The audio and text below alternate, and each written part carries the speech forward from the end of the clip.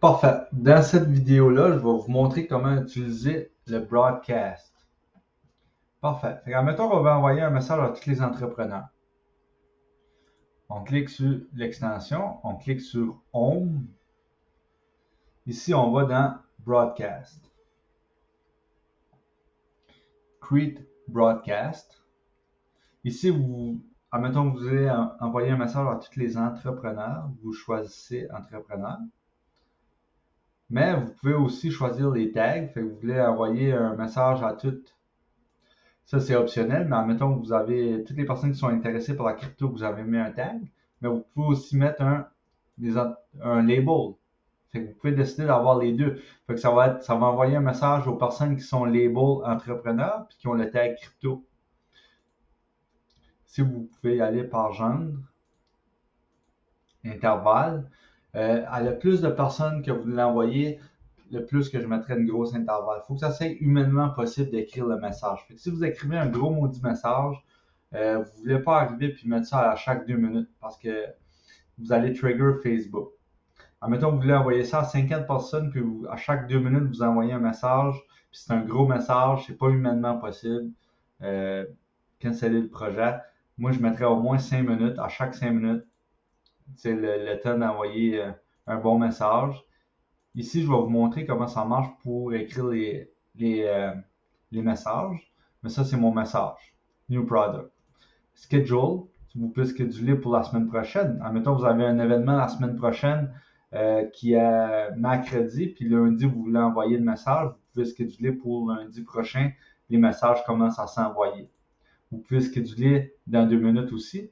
Vous pouvez décider un nombre limite de personnes. 50 ou 200 ou 300.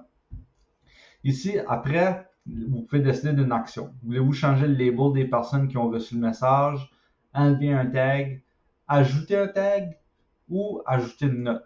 Ajouter une note, vous venez écrire la note ici, puis toutes les personnes qui vont recevoir le message vont avoir la note. Après, vous faites Send Broadcast. Fait que ça, c'est vraiment facile. C'est vraiment le fun. Puis vous êtes capable d'arriver puis faire des broadcasts.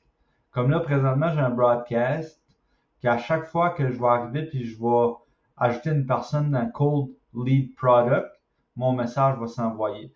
Fait que ce broadcast-là roule en permanence. Puis là, j'ai fait le test pour le démontrer.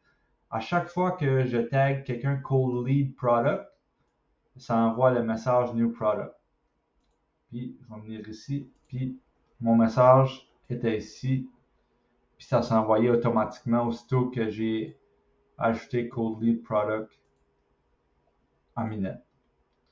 Fait que ça, c'est vraiment le fun parce que, admettons que vous avez plusieurs nouvelles personnes sur votre Facebook, si vous allez sur Facebook,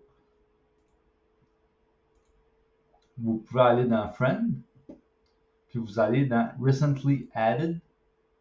Là, ici, vous pouvez décider, OK, ben, vous pouvez avoir des messages de bienvenue dans votre Facebook. Fait que si ici, je choisirais Cold Lead Product, ça envoierait mon message automatiquement à plusieurs personnes. Ça l'envoierait à Sonia, ça pourrait... Fait que vous pouvez avoir plusieurs messages de bienvenue selon les personnes que vous ajoutez. Fait que ça, c'est vraiment le fun pour les broadcasts. Fait que on peut faire des automations comme ça qui roulent en permanence. Ou on peut faire des broadcasts pour, dans le futur, admettons, vous avez des événements où vous voulez envoyer un message à plusieurs personnes. Fait que ça, c'est la fonction des broadcasts.